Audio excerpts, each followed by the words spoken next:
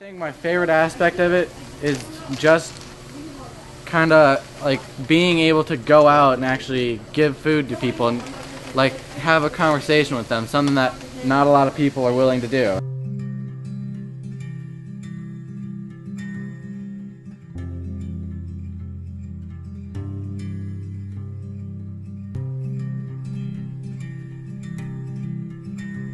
I expect to meet a lot of interesting people, build a lot of friendships.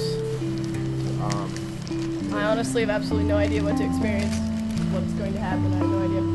So. I got involved with Project Hope my junior year. Started coming out a lot more throughout my senior year.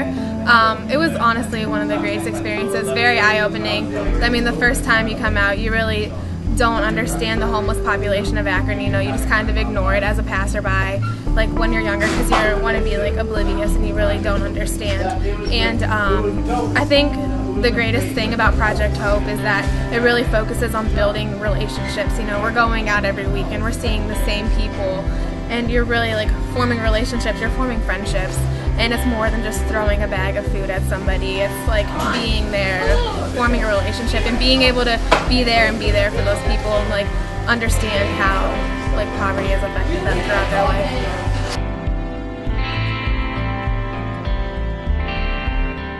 I think there's something inside you that says, hey, I want to get out of my comfort zone, because as long as Milo and I have been doing it, it's still tough to go and approach somebody you've never met before and say, hey, how are you?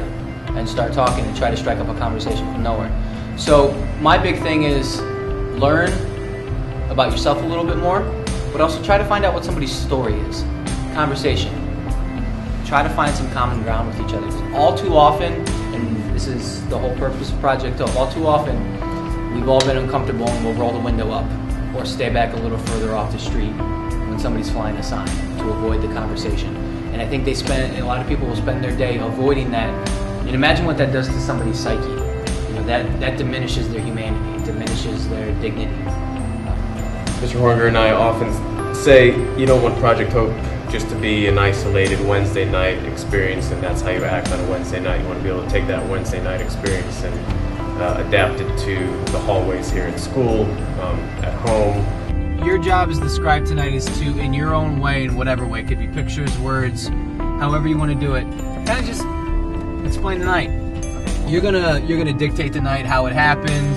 You know, we want to try the important things we want to remember. Names, people. So as we're talking, when we get back in the van after we're done with the stop, you know, maybe holler out, what was everybody's names, or was anybody new that we met? If there's a funny thing that happened that you really want to make sure it gets down. Okay. So it's essentially our story of the night in your words. Can't take the bus there, but it's walking about a mile. Oh yeah, you can walk there, no problem. Yeah, I can now since I got the meter. Oh, you know what else I can use? What's that? This might be $1. You might have it laying around the garage. I need some Christmas lights. There. Yeah, Santa Claus.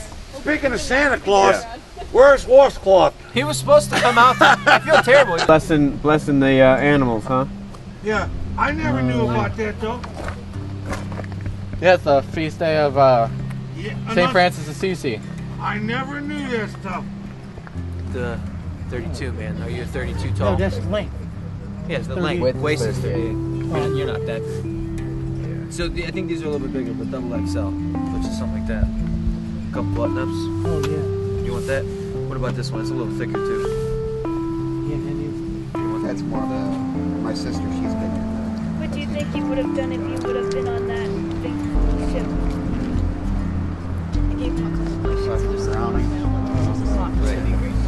you could have been one of the lucky survivors.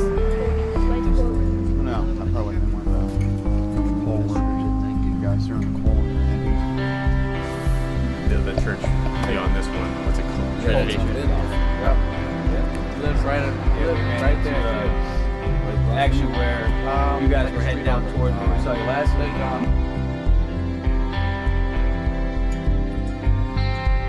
Is your camp in this area farther down? No, Oh, that way. yeah, we're gonna be moving soon because I heard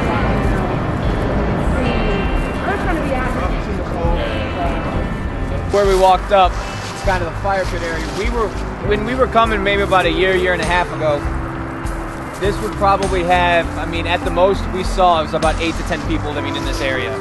Between tents, it was its own little village, own little community. And then what happened about 6 to 8 months ago,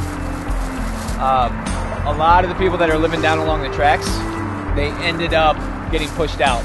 So I say pushed out, but the police, sheriff department, everybody, they came through and kind of cleaned shop. For a lot of reasons. One, it's technically private property, city-owned property, or railroad property. They're doing it for safety purposes, but a lot of the people were pushed out. And that's kind of the problem, though. What do you do with displaced homeless people? Where do they go? It's not like they can move in with a relative. So you end up pushing them further down the track. So